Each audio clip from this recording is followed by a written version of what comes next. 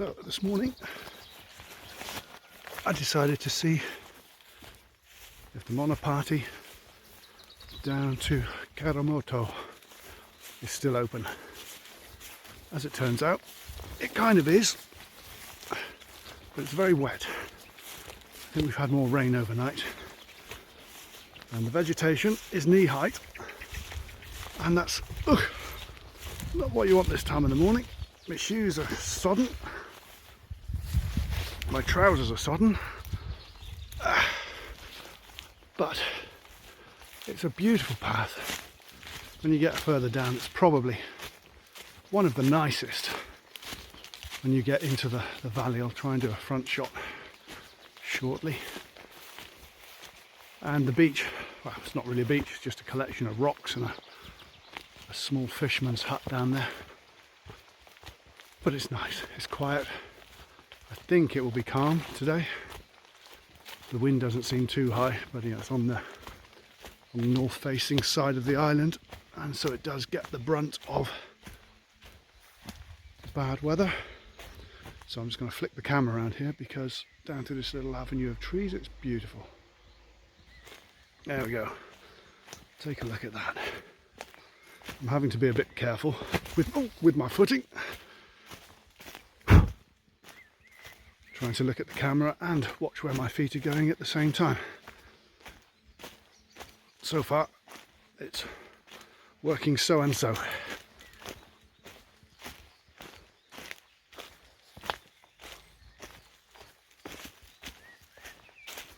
So this path was only opened again a couple of years ago, I think.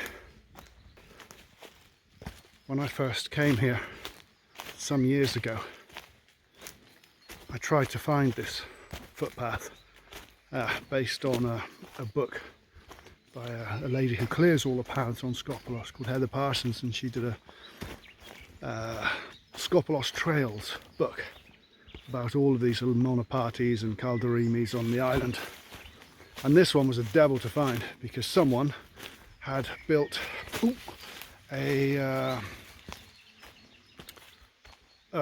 like a shed right at the entrance to this as you leave the road.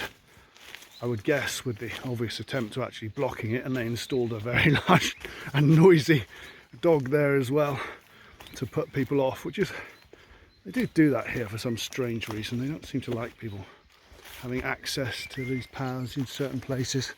I don't know why, maybe it's the same the world over, I guess.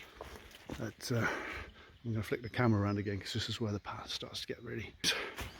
So the difference between a monopati and a kalderimi, I believe kalderimis have the stones on the floor like this one does. You can see the steps like here going down through, whereas a monopati generally is just a path with no real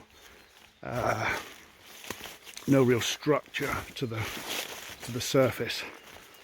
And the kalderimis were used for the donkeys in the days before the roads were built, and in the days before cars and trucks were commonplace. The donkeys or mules would bring everything up from the ports.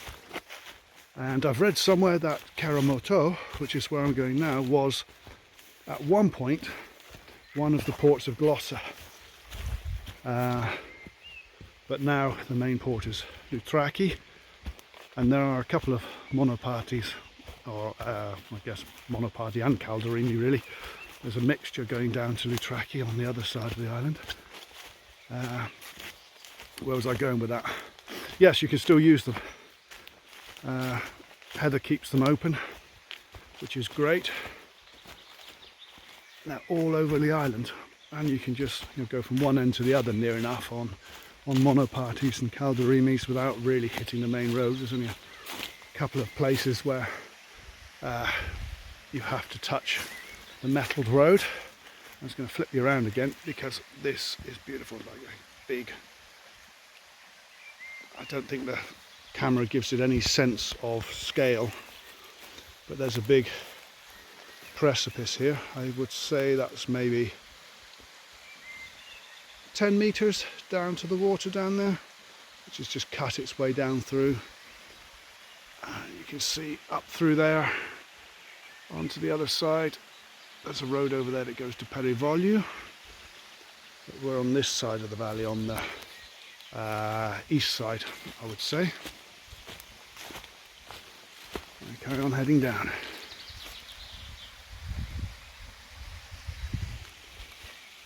So I'm just filming this on my everyday phone today because I didn't bring the one that I'm going to use for the blog. And this one I find, I mean, the camera is much of a muchness. Apart from, this one allows you to switch between front facing and rear facing camera on the fly when you're videoing. You don't have to stop videoing, switch the camera between the faces and then start again. I can just do what I like with this. And it also, I think, says he's going to try it just for a laugh. I think you can actually flick onto zoom as well, live. Yes, you can. So we've got a 2x optical zoom, back to normal, and we also have a wide angle. And all of this I can flick to on this.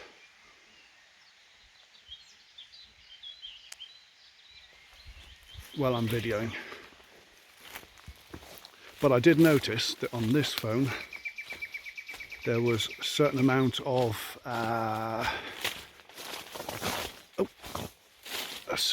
interference when the phone is hunting for a signal, and the external mic picked up the old every time the phone looked for a signal. So I'm hoping that won't occur today, but we shall see. Right, it's getting a bit slippery, so I'm going to turn you off, and I will catch up with you again at the bottom. I turned that off for a long time, all of about 30 seconds, till I came around the corner, and I saw these. I'm going to have to look up what they are, but I think they're lilies. So let's flip you around. Look at these beauties. I'm not sure whether they're lilies or whether they are growing up from the wild garlic. No, I'm sure they're nothing to do with the wild garlic, but I have to say I don't think I've ever seen these before over here. But they are absolutely beautiful. Anyway, okay, turning you off again now. See you at the bottom. Me again. Not quite at the bottom yet, but again, I just had to show you this. This is the kind of thing that you find quite often on Skopelos. It's very far off of the beaten track, but you get such a tranquil little oasis, and you can see even down here. I mean, this is quite a difficult place to get to, but one of the locals has a little timo over there where they'll be growing something. They'll probably be starting to get it ready now, I think. It hasn't been abandoned for this year, I don't know. But it looks like they've been growing peas over there, or are growing peas. But these little gardens are just scattered here and there all over the island, just where people have family land, and yeah, you just come across them. And you can see this one has actually a little step there. We're nearly at the bottom. This is where the stream comes out over here. That was the path I came down, and then the stream heads off down there towards the beach, and we are going this way.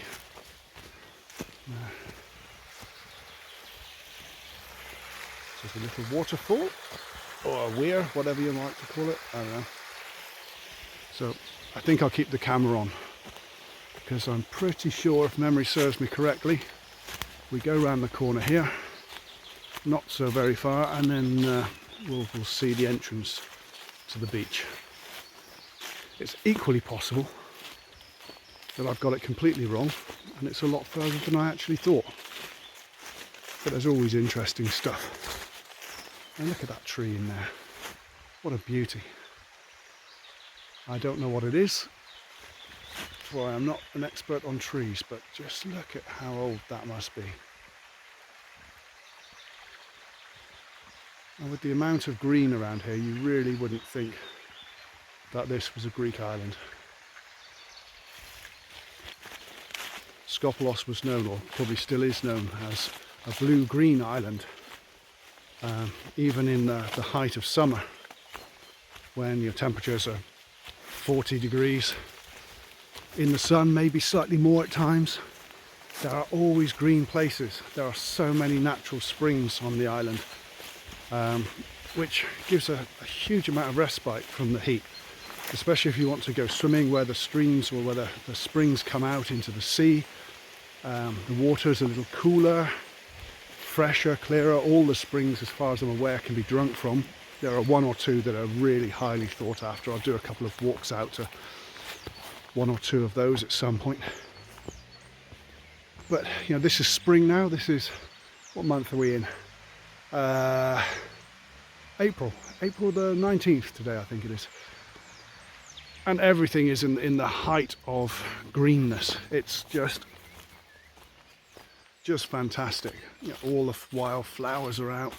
We're still getting a little rain. In fact, we had big storms a couple of nights ago. And everything is just so fresh. The birds are going. And when I get down to the beach, I'm going to tell you about a fantastic app that I have on my phone. Okay, so maybe it's a little further than I thought. I'll turn off again just to save a bit of battery. So this still isn't quite the bottom. It's where you kind of come out of the trees and you can see the beach for the first time, or the sea. The sun is just starting to come up over the spine of the hill there.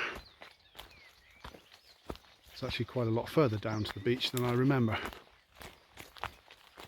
But what does that matter?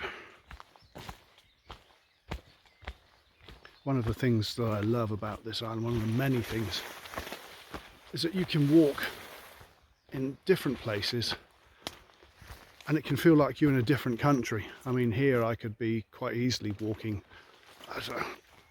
through one of the denser parts of Exmoor, or maybe not Dartmoor, but you have places where it feels like you're in an English country lane, places where it actually feels like you're in Greece. But it's not your typical barren, stony Greek island. So you can just catch a glimpse down there of the fisherman's hut at Keramoto.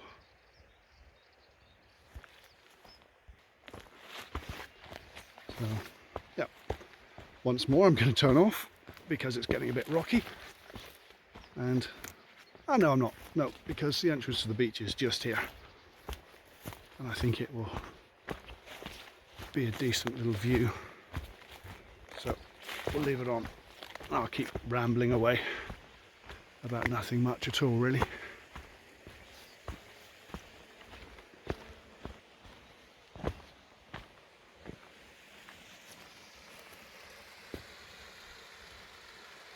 So you can see the stream emerging down there, where it's cut its way through the rock.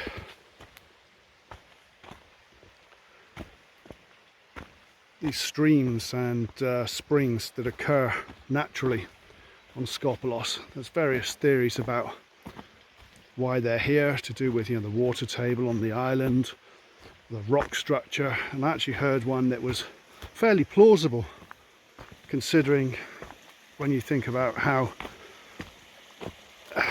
transient in nature sea levels are over periods of millennia, that some of these springs might actually be rising due to water on the Pelion, which is about 20 kilometers away over the strait of sea that goes down between the mainland, Skiathos, and Skopelos. And I could quite easily believe that when you think about geological formations and, you know, how cave systems can work.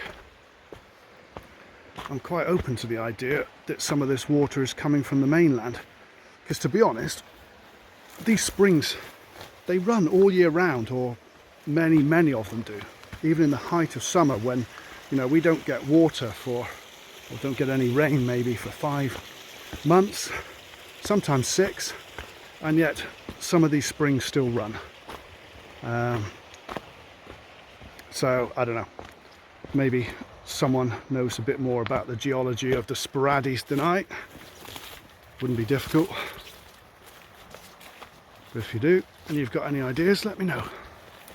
So, here we are now. I can see quite a lot of driftwood here actually, so the tide, well not the tide, the sea must have been quite rough at some point over this last winter to move it all up here, because that's a good 30 meters from the actual sea.